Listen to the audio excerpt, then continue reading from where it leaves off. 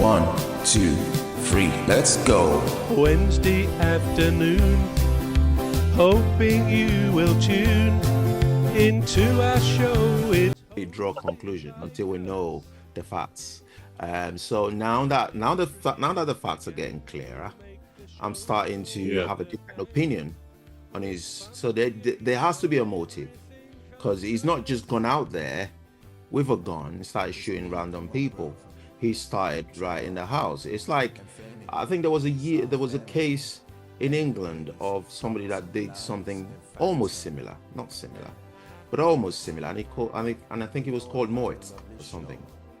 I don't know if anybody remembers that. He shot a policeman in the eye, I think the policeman was dating his girlfriend or something, and then he went on a rampage and he shot the policeman, and then he went shooting random people. But that is a different case, isn't it? Because then he's probably done one thing, and then in a bid to cover up what he's done, he's then committed more atrocities. So that's different, isn't it? Now that we've been able to find out that he's actually killed his wife and killed his wife's mother, that changes things, doesn't it? So there's a motive there. And if all the people that he shot is women, then he has a problem with women then. But if he shot women and men, yes, it was both. It wasn't just women he shot. Yeah. So there you go. So there is punishment, but what sort of punishment could actually equal or compensate for the lives that he took? Nothing. His life is not. Perhaps it should be. Would you lock him away though? Not necessarily in your view as a punishment, but to safeguard future people. Yeah, well, the institution that he'd be in would be a secured institution, wouldn't it? I'm not just talking about somebody that goes to an institution where, a walking center. Yeah, they can see a doctor and go, right, okay, see you next week, same time next week, Tuesday, that sort of. I'm talking about an institution where people of his sort are kept, where, they can then assess him, or, I'm not, I don't see a coming back. I don't see him rejoining the civilization anytime soon. No. I don't see him at all rejoining civilization, because he's broken. Whatever broke him, we don't know. I don't know what broke him, but he's broken, and he can't be fixed. It can only be managed securely.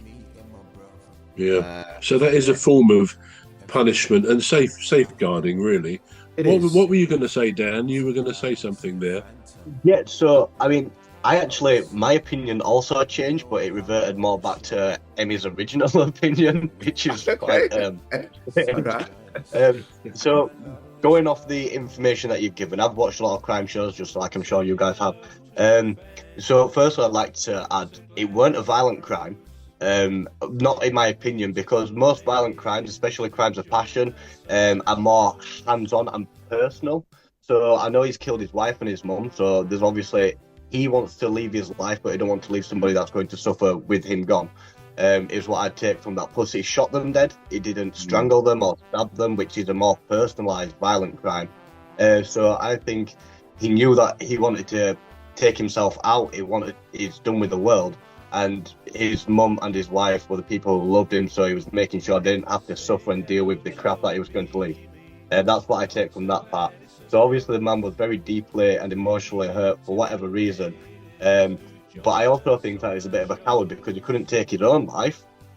So instead he went out there and forced other people to take his... The leader of our gang will make the show go with a bang and fund the aim of everything customers, and fund the aim of everything customers.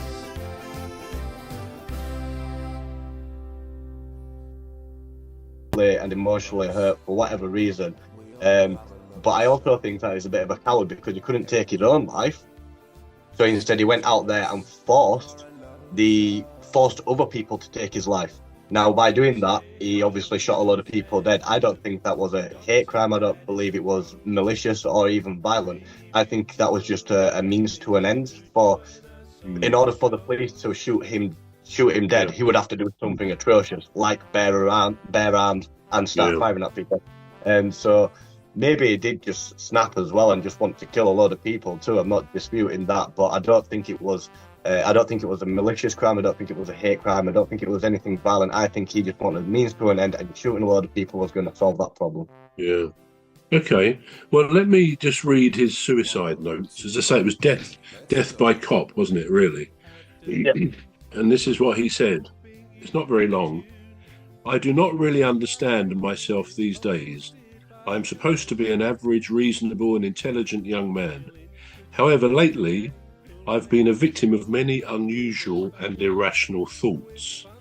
It was after much thought that I decided to kill my wife, Kathy, tonight. I love her dearly, and she has been a fine wife to me, as any man could ever hope to have. I cannot rationally pinpoint any specific reason for doing this.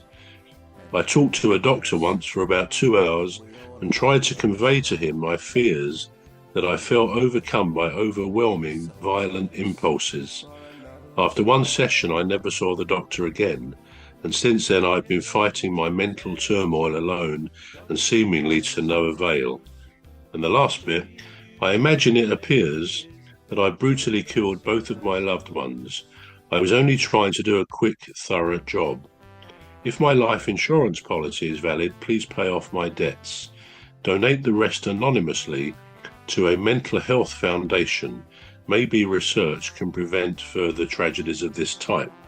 Now, I think, Cuz, you were closer perhaps to this than you realised, because what happened, the doctors did take him at his request, and they took out his brain. They looked at his brain, and they discovered, now the brain has got many areas which the neuroscientists do understand. Not many of us do, unfortunately. I certainly don't.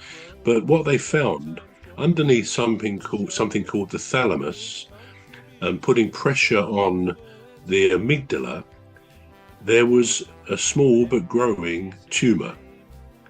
Oh. And it hadn't been there all his life. Now, if they look at the amygdala, a part of the brain apparently, that is the part that associates totally with fear and aggression, very violent aggression. So clearly, as perhaps Cuz said earlier,